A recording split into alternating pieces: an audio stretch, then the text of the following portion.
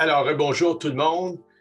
André Roussin. Je présente maintenant notre prochain conférencier, Dr. Philippe Gilbert, qui est un pharmacien cardiologue, espèce rare, bien entendu, qui a donc obtenu son bac et une maîtrise en pharmacie à l'Université Laval initialement, pour ensuite entreprendre un cours de médecine qui a inclus un stage à Paris, à l'hôpital Mondor. Pauvre Philippe, obligé de passer un an à Paris. Je suis vraiment beaucoup de peine pour toi.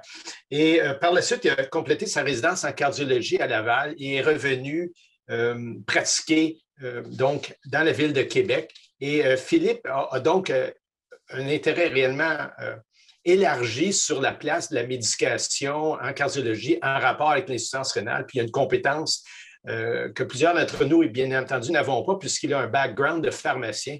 Et ceci va être très utile dans la présentation cet après-midi puisqu'il va nous présenter la place, la façon de prescrire les anticoagulants oraux dans l'insuffisance rénale. Puis on sait qu'il y a un élargissement de la place des AOD dans l'insuffisance rénale dans les dernières monographies, peut-être dans la littérature aussi. Alors, Philippe, ça nous fait vraiment plaisir de te réentendre à nouveau. Ce n'est pas la première fois que tu présentes à la SISVQ. Alors, la parole est à toi. Merci beaucoup, André. Merci au comité scientifique pour l'invitation cet après-midi. Je suis très heureux d'être avec vous. Si Dr Vallée parlait tantôt d'une barbe des scieries, ben moi, on peut dire sans se tromper que moi, j'ai une chevelure des scieries. Si je peux peut-être faire une petite anecdote avant de commencer, j'ai deux garçons qui, je crois, s'aiment bien, mais comme vous le savez, hein, les gars, souvent, ça chamaille. Puis, en lien justement avec les séries éliminatoires, ben, j'ai un garçon qui a un gilet des Golden Knights de Vegas. Et vous allez également, vous me voyez venir, j'ai mon autre qui a un gilet du Canadien de Montréal. Sauf que celui qui a le gilet du Canadien de Montréal, le seul problème se trouve à l'endos. Son gilet des Canadiens de Montréal, c'est de Pacioretty. Donc, je ne veux pas être oiseau de malheur, mais j'espère que ça ne prendra pas trop d'importance dans les séries éliminatoires.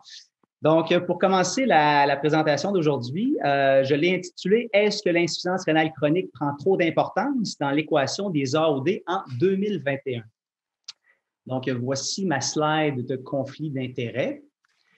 Donc, les objectifs, on en a parlé tantôt, connaître le dosage et le choix des AOD dans les différents stades d'insuffisance rénale chronique et reconnaître les possibles contre-indications à l'anticoagulation en lien justement avec l'insuffisance rénale dite terminale. Donc, avant de commencer la présentation, une question ouverte dont j'aurais aimé avoir un petit peu là, le pouls du public. Mais la question est la suivante. Qu'est-ce qui vous préoccupe davantage dans la prescription d'un OAD? Est-ce que c'est le patient qui a une insuffisance rénale modérée à 50 ml par minute ou est-ce que ça peut pas être un patient avec l'insuffisance rénale sévère à 30 ml par minute? Je dis ça parce que d'un côté médical, c'est sûr que le patient en insuffisance rénale sévère nous préoccupe davantage, mais pour le prescripteur, je crois que le patient qui a une clairance aux alentours de 50 ml par minute, ça cause peut-être un peu plus de problèmes et on se doit à ce moment-là de savoir exactement comment est bien doser la médication. Donc, l'insuffisance rénale chronique et la fibrillation auriculaire, c'est deux pathologies concomitantes pour la simple et bonne raison que c'est des entités qu'on voit chez notre population vieillissante.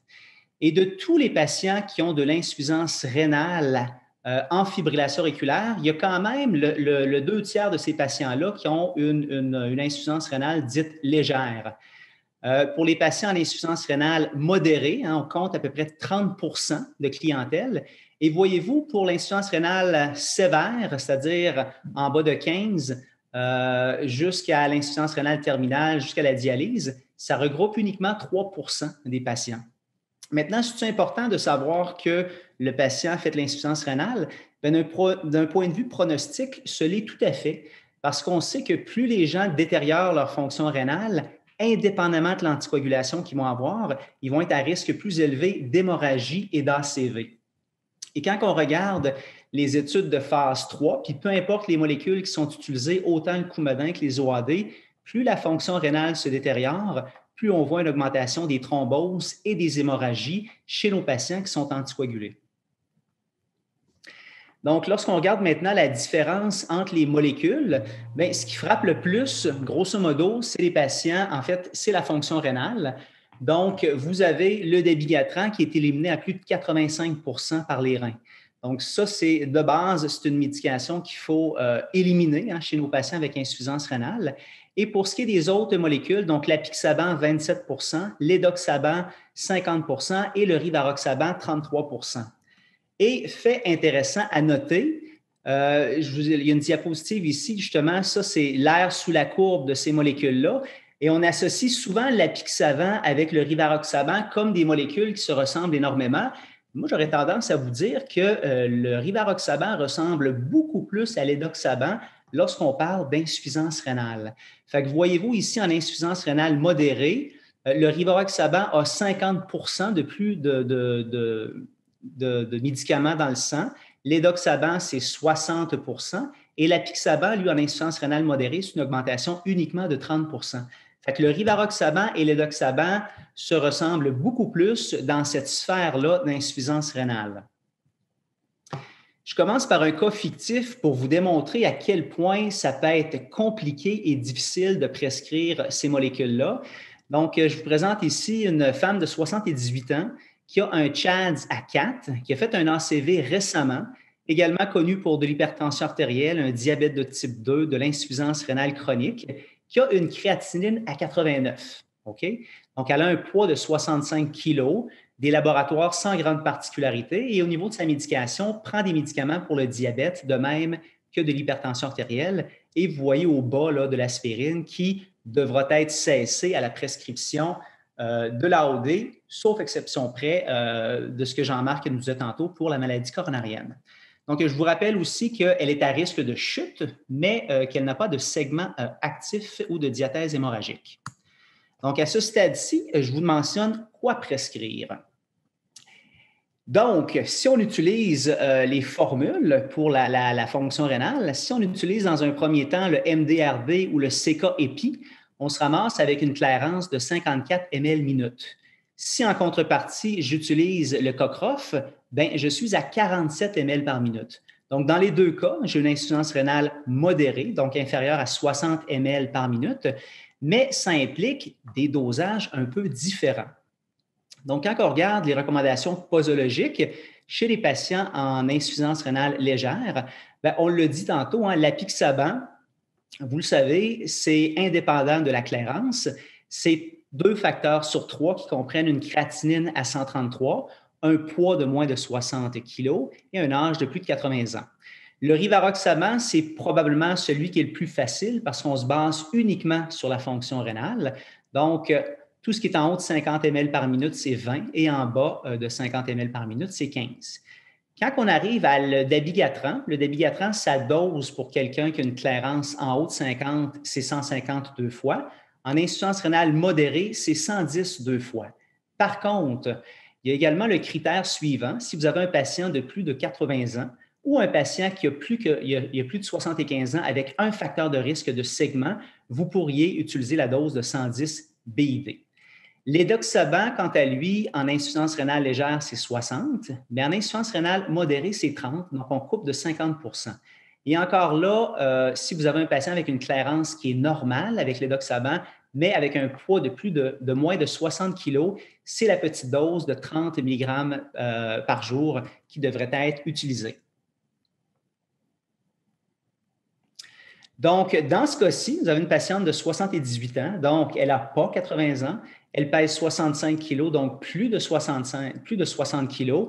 Fait que la dose d'apixaban, si vous fiez au CK-EPI ou MDRD, ça va être de 5 BID. L'édoxaban, également, en haut de 50, c'est 60 DIE. Le rivaroxaban, ça va être 20 mg DIE. Et le dabigatran, ça va être 150 mg BID.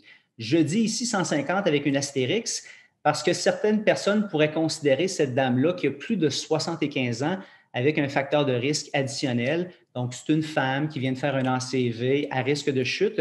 Certaines personnes pourraient dire, ben moi, c'est 110 BID que je vais prescrire chez cette patiente-là. Qu'est-ce qui arrive maintenant si on utilise Cockroff à 47 ml par minute? L'apixaban ne change pas, hein, parce que ici, on n'est pas à 133 de créave, on est à 89, puis on n'a pas l'âge ni le poids. Avec l'édoxaban, la dose vient de baisser de 50 %. Avec le rivaroxaban, on vient de baisser la dose de 25 %. Et avec le dabigatran, en bas de 50 ml par minute, c'est 110 BID. Fait que vous voyez l'abondance d'options hein, qu'on peut avoir chez cette patiente-là. Il y a multiples choix de prescription qui tiennent compte ici de la fonction rénale, moins avec le poids et l'âge parce qu'on n'a pas ces entités-là. Et ce qui va vraiment changer notre prescription, c'est la méthode de calcul. Et ce qu'on voit souvent, c'est qu'il y a multiples types de prescripteurs.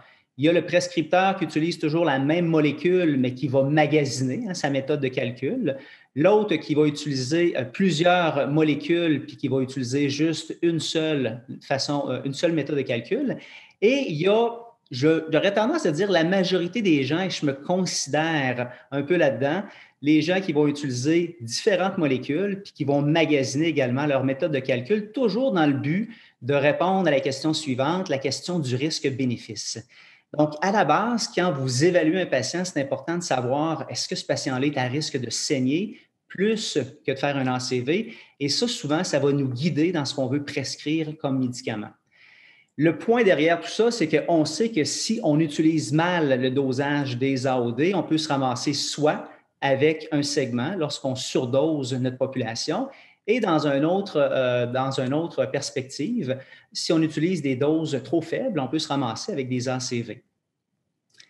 Donc, quand on regarde un petit peu ce qui se passe dans le monde, le problème, c'est que les dosages diffèrent d'un pays à l'autre. Et ça, je vous dirais que quand vous regardez un petit peu ce qui se passe, en fait, le seul qui ne change pas vraiment, c'est le rivaroxaban, parce que partout dans le monde, on ne se fie qu'à la clairance.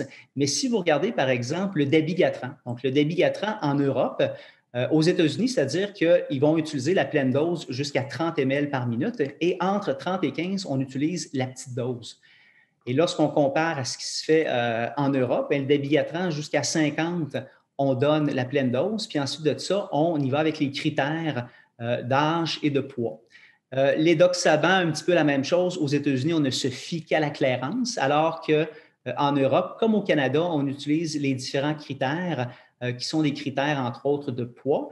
Et vous avez peut-être noté là-dessus qu'en Europe, on permet l'utilisation de l'édoxaban pour des clairances qui sont inférieures à 30 ml par minute. Et l'édoxaban, on se fie à la monographie du produit, donc ce qui a été fait dans les études de phase 3. Donc, on utilise les 2 critères sur 3 pour la baisse de dose, alors qu'en Europe, passer 30 ml par minute, c'est la 2,5 BID. Donc, lorsqu'on essaie de comparer les études qui sont faites à travers le monde, il faut garder ça en tête parce que souvent, les critères de dosage sont différents selon d'où l'étude a été faite. Et ça, en fait, c'est juste pour vous dire que dans les recommandations, tant aux États-Unis qu'en Europe, les doses qu'on peut donner à nos patients vont différer quelque peu des études de phase 3 qui devraient être le gold standard dans la prescription des études. Et c'est pourquoi que je mets en haut de la diapositive que la fonction rénale prend toute son importance aux États-Unis parce qu'on ne se fie qu'à la fonction rénale. Donc, les prochaines diapositives vont regarder un petit peu la concordance de posologie selon les méthodes de calcul de la fonction rénale. Donc, tu sais, beaucoup d'entre nous magasinons un petit peu là, notre méthode de calcul et la question est la suivante, est-ce que c'est correct de faire ça? Donc, dans cette étude-là qui vient de l'Espagne, c'était 910 patients avec une fibrillation auriculaire non valvulaire chez qui on a regardé justement cette concordance-là. Et je vais m'appuyer uniquement sur le rivaroxaban ici, puisque dans cette étude-là, on ne se fiait uniquement à la clairance, donc ça collait moins à notre perspective ici au Canada. Donc, on regarde un petit peu ici, vous avez justement les taux de concordance ou de discordance par rapport à l'équation de Cockcroft. Donc, lorsqu'on utilise le MDRD, vous avez une discordance d'environ 25 % et avec le CK-EPI d'environ 22 %. Et dans 80 % de cette discordance-là, c'est un problème de surdosage. Donc, lorsque vous n'utilisez pas Cockroft, vous allez surdoser votre population dans 25 en fait, dans 80 dans 25 vous allez surdoser votre population. Lorsqu'on regarde maintenant ici en insuffisance rénale, c'est encore plus apparent. Quand vous regardez là, les patients en insuffisance rénale modérée, sont 192 et lorsque vous utilisez le MDRD, il y a 80 de ces patients-là qui passent d'une dose de 15 à 20 avec le MDRD. Puis avec le CK-EPI, c'est sur les 192 patients, il y en a 62 qui passent d'une dose de 15 à 20 mg. Donc, en insuffisance rénale modérée, on a des discordances de 30 à 40 et encore là, pour la majorité, c'est un surdosage. Fait que peut-être que ça peut expliquer les segments qu'on a chez cette clientèle-là. Ici, c'est une autre étude qui se colle beaucoup mieux à la réalité canadienne. Donc, 3609 patients toujours en fibrillation auriculaire non valvulaire. Encore une fois, c'est la concordance de posologie qu'on regarde. Donc, ce qu'on regarde, c'est qu'au niveau du dabigatran, on avait une discordance de 4,5 %. Avec l'apixaban, c'est 1,1 et le doxaban, 5,5. Encore une fois, les trois molécules qui sont ici, on utilise d'autres variables que la clairance pour pouvoir estimer le dosage. Donc, vous voyez qu'il n'y a pas une si grande discordance par rapport à ça. Par contre, lorsqu'on regarde le rivaroxaban, on monte une discordance de près de 20 %. Donc, 20 des patients vont avoir une dose qui va différer. Tantôt si j'utilise la formule de Cockroft, tantôt si j'utilise le MDRD ou le CK-EPI. Et là où on voit les plus grandes variations entre les différentes formules, chez les patients qui sont âgés et les patients avec des poids extrêmes, soit des petits poids ou des poids augmentés. Donc, chez cette clientèle-là, c'est là où on voit le plus de différence entre les formules. Et je vous présente ici peut-être une dernière étude qui est en fait une méta-analyse de pas mal tout ce qui était fait en termes de comparaison d'une formule à l'autre. Ce qu'il faut savoir, c'est que dans le Cockroft, le poids réel du patient doit être utilisé et il y a clairement une surestimation de la fonction rénale lorsqu'on utilise le MDRD ou le CK-EPI. Et pour la grande majorité de ces patients-là, c'est un surdosage qu'on va avoir et ça va toucher particulièrement notre population âgée ou de sexe féminin avec des petits poids. Donc, la molécule qui est la moins affectée, c'est l'apixaban parce que ce n'est pas une question de clairance, et bien de créate et de poids. Poids et âge. Donc, on n'a à peu près pas de variables lorsqu'on utilise ça. Et ça affecte davantage les patients avec une insuffisance rénale qui est modérée. Donc, quelle est la position de la Société canadienne par rapport à ça? C'est que pour ce qui est de la Société canadienne, la méthode utilisée devrait être la méthode de Cockroft et Galt, parce que tout simplement, c'est ce qui a été utilisé dans les études de phase 3 qui nous a permis d'avoir les résultats qu'on connaît à ce jour. Maintenant, on sait qu'en insuffisance rénale modérée, on sait que les OAD sont plus efficaces et plus sécuritaires que le Coumadin. Et ça, c'est basé justement sur les ajustements posologiques de Cockroft. Donc, qu'est-ce qu'il y en est dans les études de la vraie vie? Ça, c'est important à voir pour voir est-ce qu'on diffère tant de nos études de phase 3 parce que dans la vraie vie, on s'entend, le dosage des OAD, selon le médecin traitant, est fait avec un calcul qui est au choix du médecin. Donc, ce n'est pas vrai que tout le monde utilise le Cockroft. Il y a beaucoup de gens qui vont utiliser le CK-MD et le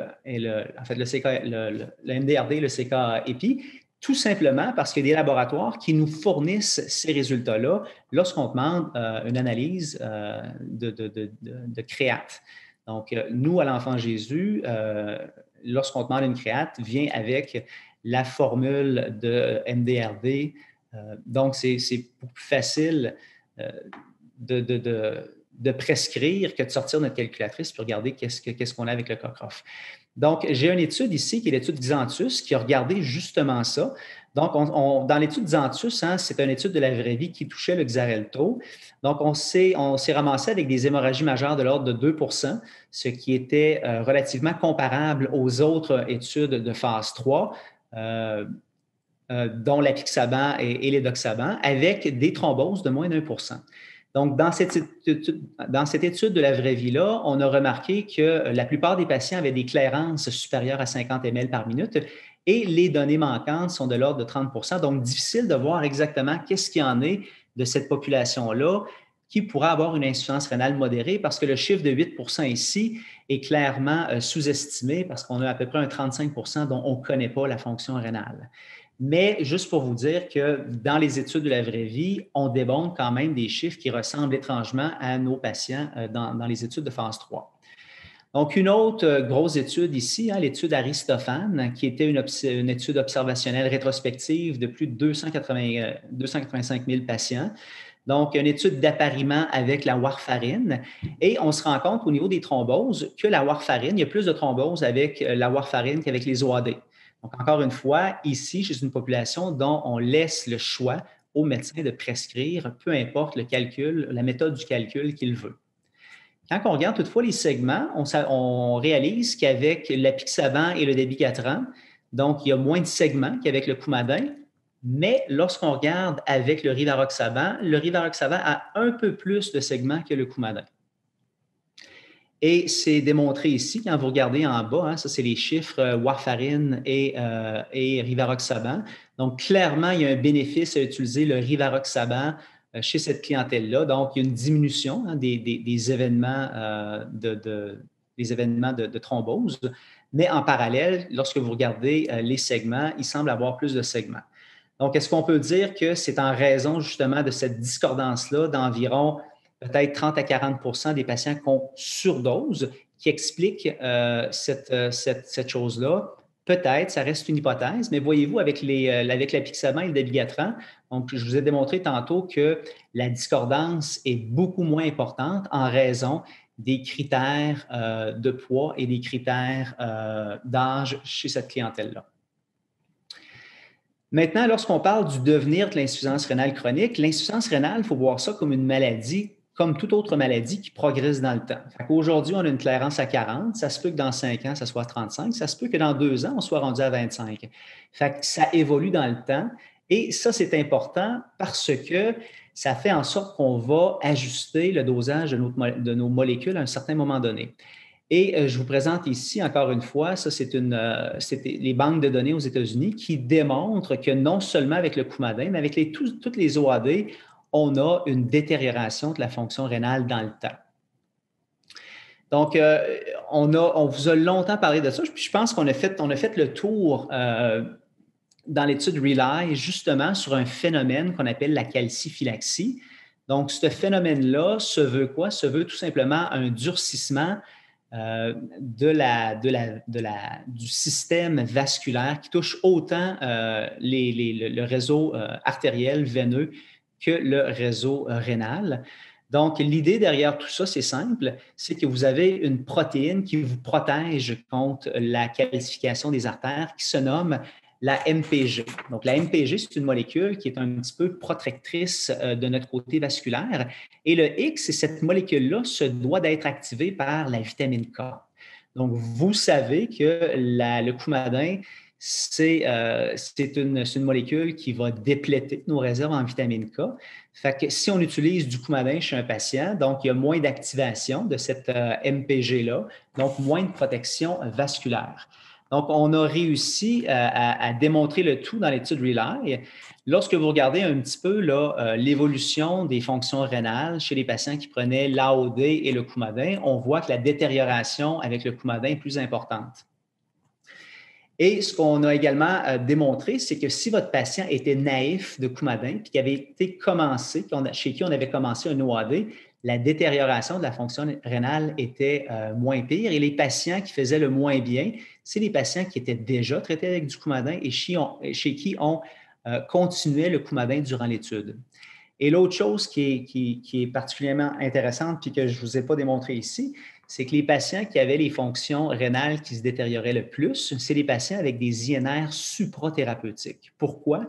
Parce que plus le patient était suprathérapeutique, plus il y avait de coumadin, et on pense à ce moment-là qu'il y avait plus de déplétion de vitamine K et moins d'activation de la protéine MPG. Donc, qu'est-ce qu'il y en est justement des prescriptions en insuffisance rénale sévère?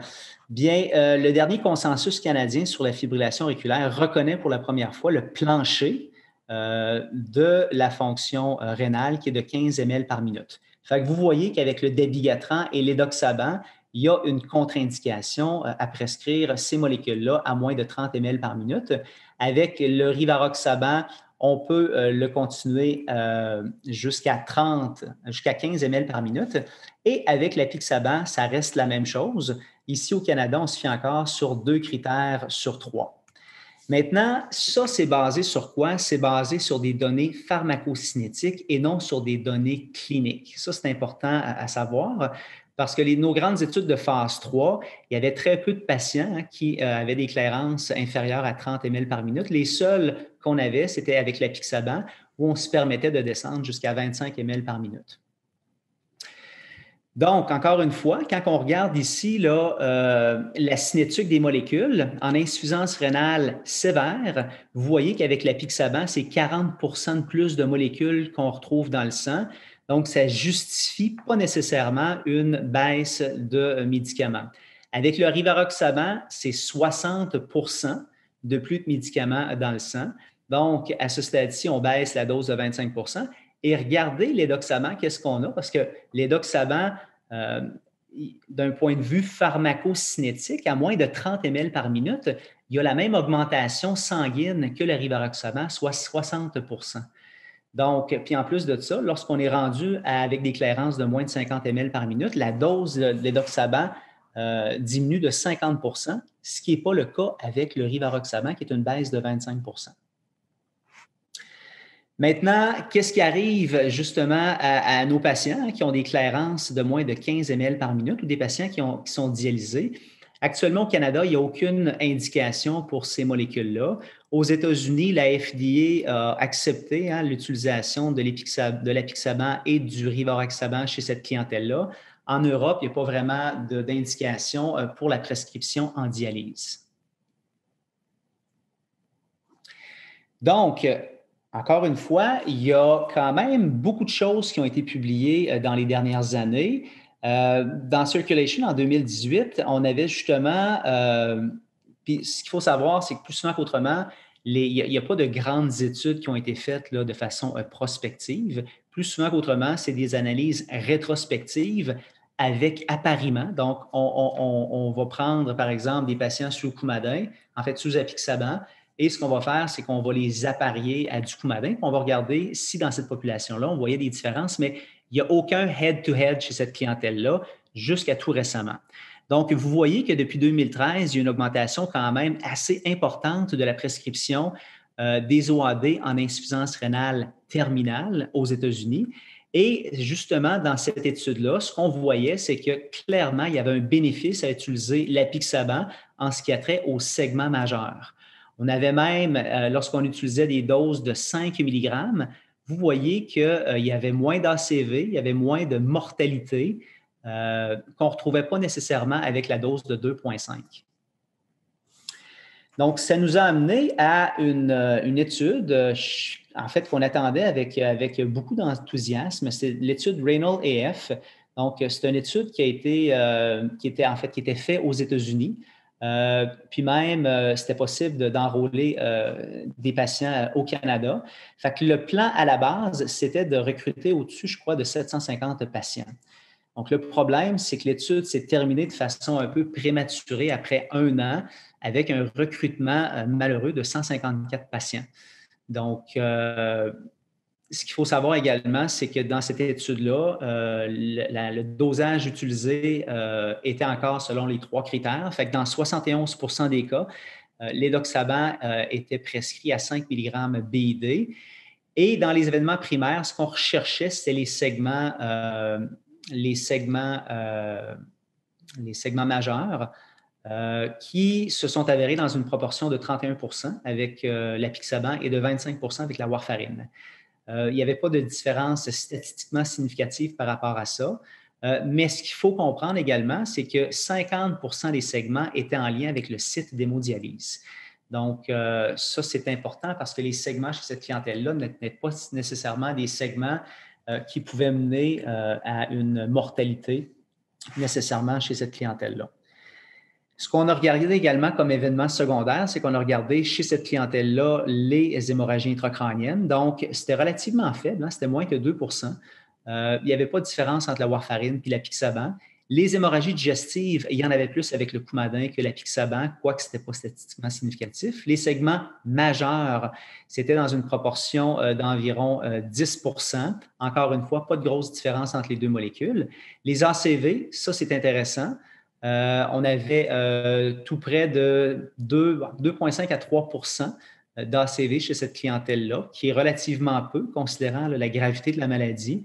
Encore une fois, pas de différence. Et finalement, la mortalité cardiovasculaire, qui était plus importante avec l'apixaban, mais encore une fois, non statistiquement significative.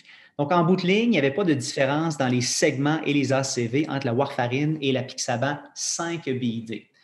Maintenant, la question est de savoir qu'est-ce qui serait arrivé si on avait utilisé le 2,5 comparativement au 5. Et l'autre chose aussi, c'est que dans cette étude-là, il y avait beaucoup de patients qui étaient sous aspirine. Donc, l'aspirine n'avait pas été cessée. Il faudrait savoir également, sans aspirine, qu'auraient été les résultats. Et ça, malheureusement, on ne le sait pas. Donc, lorsqu'on parle justement de dialyse, c'est intéressant de noter que lorsque vous avez un patient sous apixaban, ça explique, d'un point de vue pharmacocinétique, pourquoi on ne donne pas la dose de 2,5 BID. Tout simplement parce que les augmentations d'air sous la courbe, donc l'augmentation de la quantité de médicaments chez le patient qui est dialysé est de 36 Donc, à 40 on pense que ce n'est pas cliniquement significatif pour amener une baisse de médicaments de plus de 50 Puis regardez juste avec le rivaroxaban la différence. Parce que quand vous avez un patient qui est dialysé, bien, la dose de rivaroxaban est de l'ordre de 56 d'augmentation. Donc, il y a une étude qui a été faite tout récemment, puis je remercie le docteur Vallée de m'avoir mis ça à l'oreille parce que, honnêtement, c'est une étude qui vient d'être publiée là, tout récemment, là, en juin. C'est l'étude Valkyrie. Et l'étude Valkyrie a regardé justement chez une clientèle dialysée une étude prospective qui a regardé l'évolution de ces patients-là d'un côté sous Coumadin, d'un autre côté sous rivaroxaban. Et la dose utilisée de rivaroxaban n'était pas de 20 ou de 15, mais bien de 10 mg.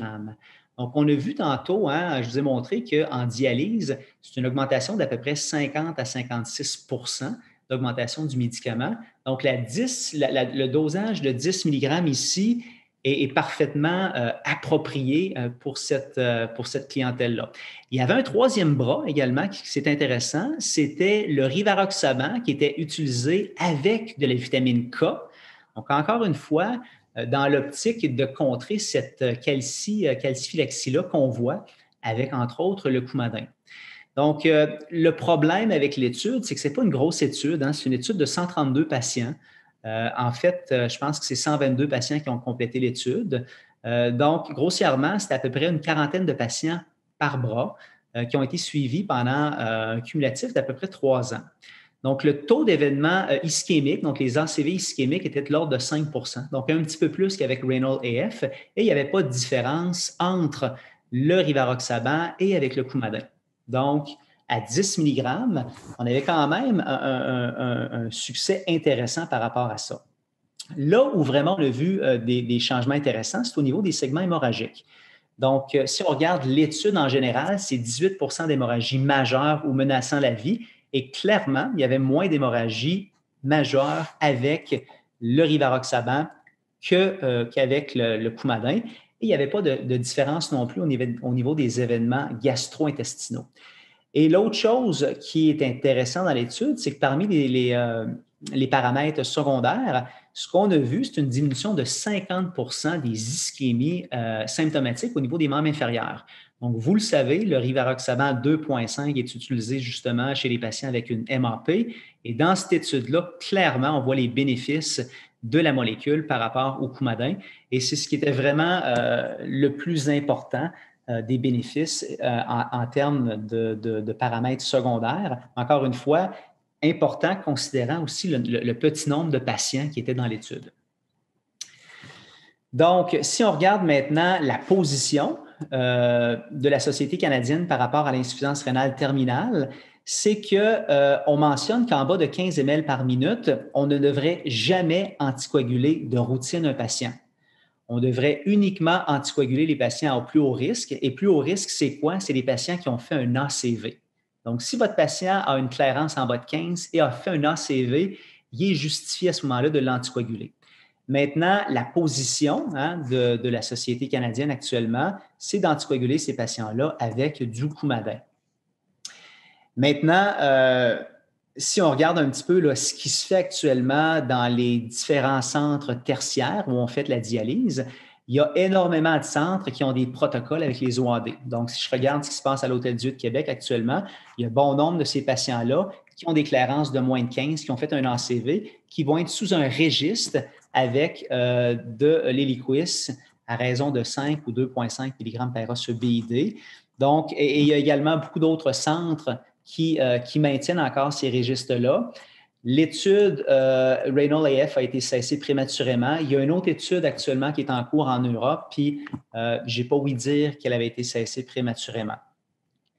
Donc, avant de passer à la conclusion, je me permets juste, parce qu'il me reste un petit peu de temps, de vous parler des autres variables qui sont intéressantes justement dans l'insuffisance rénale. Et vous avez probablement déjà entendu parler des interactions médicamenteuses parce qu'on a justement des inhibiteurs modérés qui peuvent être appelés à changer la donne pour ce qui est de la prescription de nos médicaments. Donc, par les inhibiteurs modérés, ce que j'entends les médicaments les plus souvent utilisés en cardiologie, soit l'amiodarone, le verapamil et le diltiazem. Et quand on regarde un petit peu, grosso modo, là, ces médicaments-là, quand ils sont considérés modérés, grosso modo, là, c'est qu'ils vont augmenter la concentration thérapeutique des molécules dans un ordre de 30 à 40 %. Et 30 à 40 %, ce n'est pas cliniquement significatif pour diminuer à elle seule le dosage de votre médicament. Par contre, si on prend l'exemple du rivaroxaban ici, je vous l'ai dit, là, le rivaroxaban, comme les autres molécules, en insuffisance rénale légère, il y a une augmentation de la concentration des médicaments. Avec le rivaroxaban, avec une clairance en haut de 50, c'est 40 % de médicaments qu'on a de plus dans le sang. Fait que rajouter à ça un 40 % d'interaction médicamenteuse, quoique ce n'est pas nécessairement linéaire et ça peut varier en fonction de la posologie du médicament qu'on donne, bien, vous vous ramassez avec des concentrations plasmatiques de plus de 80 %. Donc, en insuffisance rénale, si on se base uniquement sur la posologie, sur la monographie du produit, bien, vous ne diminuerez pas votre molécule alors que vous avez 80 % de plus de molécules dans le sang. Et quand on regarde un petit peu la monographie des différentes autres molécules, dans l'édoxaban, on mentionne que si vous utilisez de l'érythromycine, vous avez une augmentation de plus de 85 % de la concentration de votre molécule. Et clairement, dans la monographie, ça justifie une baisse de 50 %. Avec le rivaroxaban, lorsqu'on utilise encore une fois ici l'érythromycine, c'est une augmentation de 30 %. Mais quand vous lisez la mise en garde et les précautions en fonction des interactions médicamenteuses, bien, regardez ce que ça nous dit. C'est qu'en présence d'une insuffisance rénale légère, plus d'érythromycine. L'érythromycine, ça augmente de 30 %. Vous multipliez votre concentration plasmatique d'1,8, donc 80 %. Et si vous êtes en présence d'une insuffisance rénale qui est modérée, l'érythromycine par-dessus ça augmente votre concentration plasmatique de 100 % du Xarelto. Donc, on dit qu'en présence d'une insuffisance rénale légère et d'un inhibiteur de 30 à 40 %, c'est une augmentation de 80 %. En présence d'une insuffisance modérée, c'est une augmentation de 100 %. Et ce qu'on nous dit dans la monographie, c'est « Hey, faites-vous-en pas, la prudence s'impose. » OK? Fait que grossièrement, je comprends que lorsqu'on utilise des molécules, par exemple, avec des interactions significatives, on augmente dans le range du 100 % et c'est contre-indiqué. Fait que quand on regarde un petit peu ce qui se passe en Europe, les Européens sont un peu plus avant-gardistes et moins avant-gardistes. Et ce qu'eux autres ont fait, c'est qu'ils reconnaissent les interactions médicamenteuses comme une variable importante au niveau des concentrations posologiques. Et si vous êtes en présence d'un inhibiteur modéré, donc ça, eux autres, ils considèrent ça comme un facteur de risque. Et si vous avez un facteur de risque additionnel comme l'âge ou le poids, bien, à ce moment-là, il considère, on nous dit qu'on pourrait considérer une réduction de dose. Mais encore une fois, ça dépend toujours du patient qui est devant nous. Tu sais, le patient qui est à très haut risque de saigner en présence d'une interaction médicamenteuse, même si la clairance est en haut de 50, le haut risque de segment va probablement justifier cette baisse de médication-là. Donc, un petit aparté.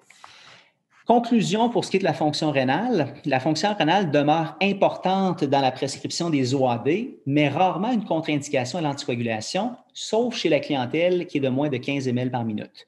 Donc, utilisez la formule de Cockcroft et Galt pour le dosage de l'AOD, puis établir pour chaque patient le risque-bénéfice. Donc, il faut que vous soyez en mesure de naviguer avec les différents dosages de molécules pour un traitement optimal. Ce qu'on ne recommande pas, c'est de magasiner la formule que vous utilisez, mais vous pouvez certainement magasiner le produit en fonction de Cockcroft pour justifier justement la hausse ou la baisse de médicaments quand vous considérez que le patient est certainement à plus haut risque de saigner ou de thromboser. Donc, c'est la beauté de la chose ici, c'est qu'on a plusieurs options et ces options-là sont le reflet plus souvent de cette interaction-là entre le risque et le bénéfice. Donc, je vous présente ici rapidement là, des exemples. Un patient de 68 ans avec un CHADS très élevé. Donc, il y a un CHADS 6 sur 6, mais est à faible risque de segment. Il y a une clairance à 48 ml minute, puis un poids de 90 kg. Fait que si vous regardez un petit peu ce que ça donne, bien, ça vous donne seulement une molécule à utiliser à pleine dose, l'apixaban, parce que vous êtes en bas de 50, puis en bas de 50, bien, c'est le dabigatran, le rivaroxaban et l'adoxaban à petite dose. Fait que voyez-vous, ici, je suis capable, si je pense pleine dose de médicaments.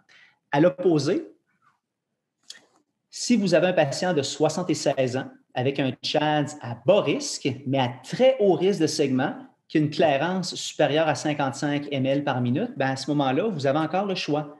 Apixaban et rivaroxaban haute dose versus dabigatran.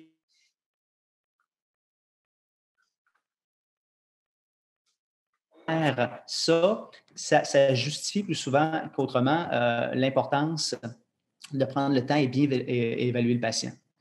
Donc, ne pas anticoaguler d'emblée les clairances de moins de 15 ml minute, uniquement si au risque de thrombose, donc antécédent d'ACV. Maintenant, quoi utiliser? Warfarine versus apixaban, apixaban 5, 2,5, ou maintenant, on a l'option peut-être du rivaroxaban 10 mg par osodier. Donc, il y a plusieurs registres qui sont en cours actuellement dans les hôpitaux. Je vous dirais qu'il faut que ça soit fait sous supervision parce qu'il faut être en mesure de savoir, de rapporter les effets secondaires pour éventuellement avoir quelque chose qui va nous guider dans le meilleur traitement de ces patients-là. Et il faut certainement considérer les autres variables qui sont le poids, l'âge avancé, le sexe et les interactions médicamenteuses. Magnifique. Magnifique, Philippe. Donc, Dr. Philippe Gilbert de Québec, pharmacien cardiologue qui vient de nous présenter avec subtilité et intelligence le détail derrière chaque molécule en fonction de la fonction rénale, justement. Alors, on a plusieurs questions, Philippe. Je vais commencer avec les deux premières, puis je vais te les lire parce qu'elles sont parfaitement formulées.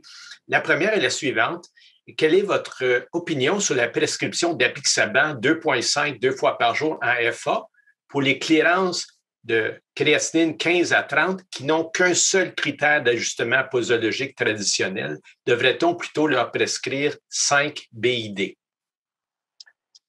C'est une bonne question. Si je me fie purement à la pharmacocinétique des AOD, ce que je peux vous dire, c'est qu'en insuffisance rénale sévère, vous avez grosso modo à peu près 40 de plus de molécules dans le sang. Donc, à 40 ça ne justifie pas une augmentation, une diminution de dose parce que ça a été prouvé, même avec les interactions médicamenteuses, que ce 40 %-là, souvent, vous allez rester dans l'intervalle thérapeutique. Donc, il y a beaucoup de variables en pharmacocinétique, mais le 40 % n'est pas suffisant pour donner des plus petites doses.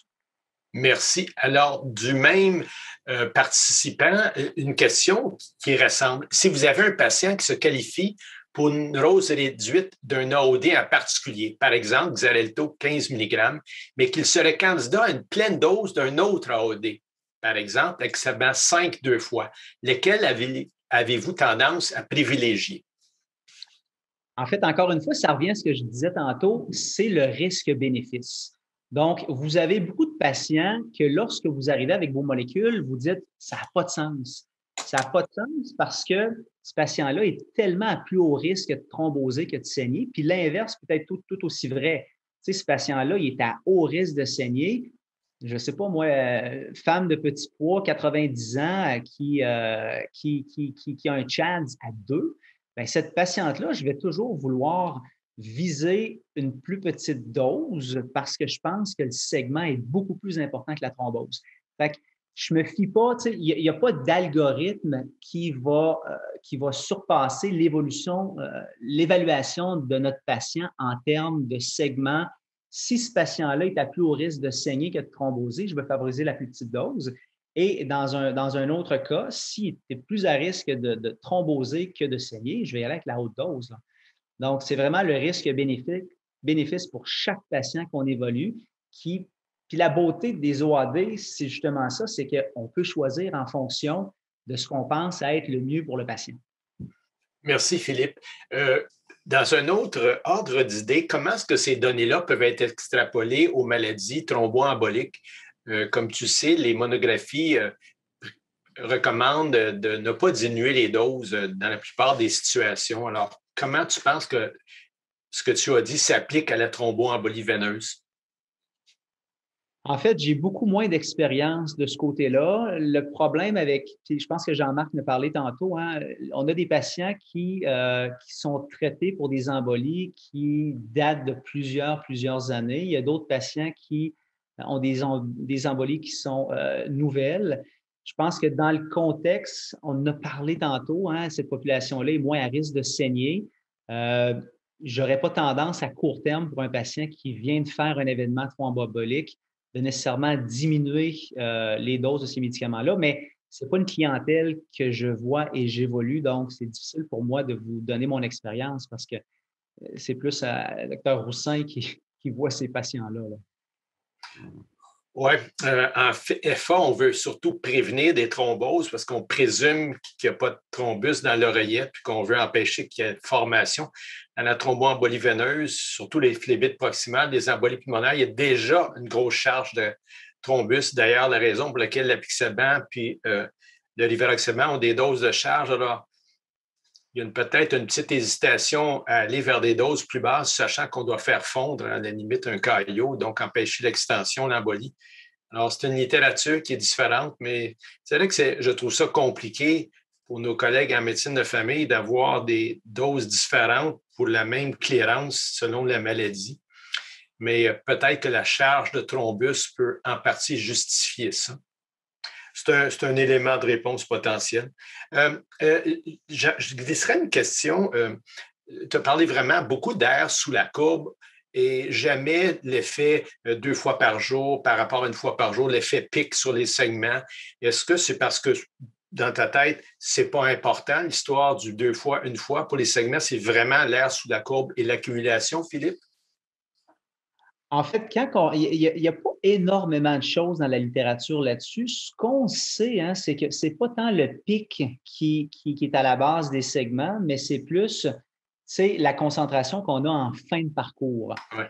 Okay. Donc, c'est plus ça qui dicte. Puis en fait, dans la littérature, le peu de données qu'on a, ça tend à aller vers ça. Mais tu sais, je vous dirais que j'aurais bien aimé, moi, avoir des doses comparatives de rivaroxaban 10 BID comparativement à le 20 DIE pour voir s'il y avait des segments. Parce que quand on regarde les demi-vies des molécules, puis tu sais, on n'a pas ça avec l'édoxaban.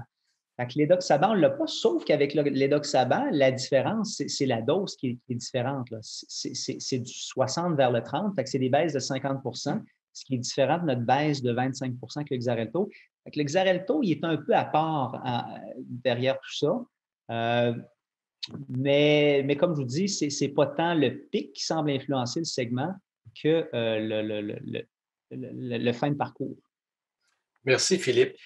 Une question qui a rapport au Cockcroft. La question est la suivante. Lors de votre calcul avec Cockcroft, utilisez-vous le poids maigre avec des points d'interrogation? Si oui, pour vous, c'est quoi le poids maigre ou le poids sec? Juste préciser ça. En fait, ce qu'ils disent dans la littérature, c'est qu'on devrait, beaucoup de places disent qu'on devrait utiliser le poids réel. Donc, c'est pas tant le poids, Poids réel? le poids réel, donc dans le poids du patient. Est-ce que c'est une bonne question, puis c'est là toute la complexité d'utiliser ces formules-là, puis ces calculs-là. Donc, je vous dirais que j'ai autant de misère que les autres. Plus souvent qu'autrement, c'est les pharmaciens qui. Je suis pharmacien, on s'entend. Je suis pharmacien de longue date. Oui. Mais c'est souvent les pharmaciens qui vont me revenir. Ce qu'on sait, c'est que le poids va être très important lorsqu'on est des poids aux extrémités. Pour un poids grossièrement moyen, je vous dirais que ça importe peu. Mais si vous avez des patients très pesants ou très, très, très maigres, c'est là que les formules ne marchent pas ou du moins que la discordance est la plus importante. Fait que, effectivement, pour les gens qui ont des très hauts poids, petits poids, si vous utilisez autre chose que le Cockcroft, plus souvent qu'autrement, vous allez surestimer votre molécule et particulièrement le Xarelto parce que c'est la seule chose qu'on va regarder dans l'équation de la molécule. Mais j'ai de la misère à vous dire là, qu'est-ce que j'utilise comme poids sec. Là. Souvent, je me fie au poids réel du patient dans l'optique où il n'est pas trop maigre ou trop gros. Merci. Une question qui nous vient de la périphérie que je trouve vraiment importante parce qu'on sait que dans certains registres, dans les centres tertiaires, comme tu l'as mentionné, on l'utilise en dialyse, les AOD. Est-ce que tu penses que ça peut être appliqué en périphérie? Alors, la question plus précise, en région intermédiaire, est-ce qu'on peut se permettre de presser des AOD chez des patients avec des clérances inférieures à 15 qui ont des antécédents d'AVC ou est-ce que c'est vraiment réservé au centre tertiaire où il y a d'observation, des registres, etc. En fait, là, vous parlez des patients qui sont dialysés. Oui. Bien, en bas de 15, là, tu es en pré-dialyse, tu es dans les cliniques de pré-dialyse, pas nécessairement en train d'être dialysé, mais tu n'es pas loin. Est-ce que tout le monde peut faire ça? En fait, le problème que j'ai avec les patients qui sont en insuffisance rénale terminale et non dialysés, c'est qu'on n'a aucune donnée. Tout ce qu'on a actuellement chez les patients dialysés. Fait que le gars qui est à 12-13, qui n'est pas dialysé, je ne le sais pas, je n'ai pas vu d'études à cet effet-là.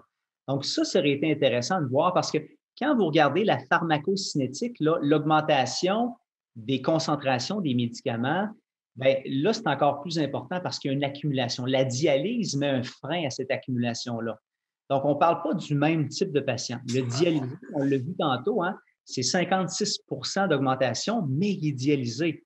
Ne dialysons pas ce médicament-là. Là, au fil du temps, il y a une accumulation probablement qui se fait. Fait que c'est encore moins sécuritaire d'utiliser ces molécules-là chez les non dialysés en bas de 15 ml/minute. Puis, j'ai rien pour me mettre, pour vous dire qu'est-ce qu'il y en a. Tout ce que je peux vous dire, c'est que plus ils sont malades, plus la clairance est basse, plus ils sont à risque de complications de segment. Mais pour un dialysé en périphérie, je ne vois pas pourquoi on ne l'utiliserait pas. Ça serait intéressant à ce moment-là que ces centres-là soient capables de se jumeler peut-être avec un centre pour avoir l'expérience d'un autre centre, puis pour pouvoir être aussi sujet à ces registres-là, pour avoir le plus de cas d'expérience avec cette population-là. Merci. Parce que tu fais vraiment, je trouve ça vraiment intéressant de faire la différence entre l'insuffisance rénale sévère, dialysée, non dialysée. Parce qu'on dit toujours le dabigatran, d'accord, est dialysable, mais les autres sont en principe pas vraiment dialysables. Toi, tu es en train de nous dire qu'il y a quand même une. Ouais. Des études que j'avais vues avec l'apixaban, là, ça tournait aux alentours de 9 à 12 là. Ouais, donc, ce qui n'est pas rien. Il y a un petit peu de dialyse avec ces molécules. OK. Oui, c'est vraiment intéressant. Merci de souligner cet élément-là. J'avais, donc ça, on a répondu à ça. Oups, il y en a une flopée qui vient de rentrer. OK. Tiens, la plus facile, parce qu'elle est en tête de liste. Y a-t-il des données en dialyse péritonéale? Honnêtement, euh, oui, il y a des dialyses, il y a des données en dialyse péritonéale. Il y a pas de il y a pas de données actuellement de façon prospective. OK? Moi, ce que j'avais vu, c'est des cas, justement, des cas d'études d'appariement où il faisait la distinction entre le patient qui était dialysé, puis il y avait un pourcentage de patients qui avaient une dialyse péritonéale, mais je n'ai pas vu la différence. Souvent, ils sont tous coulés ensemble. Euh, puis, je ne le sais pas, je pourrais pas, mais il y a des données là-dessus, mais je les ai juste pas. Ouais. Peut-être que Michel pourrait commenter là-dessus. Michel, connecte-toi s'il y a quelque chose de plus à dire là-dessus.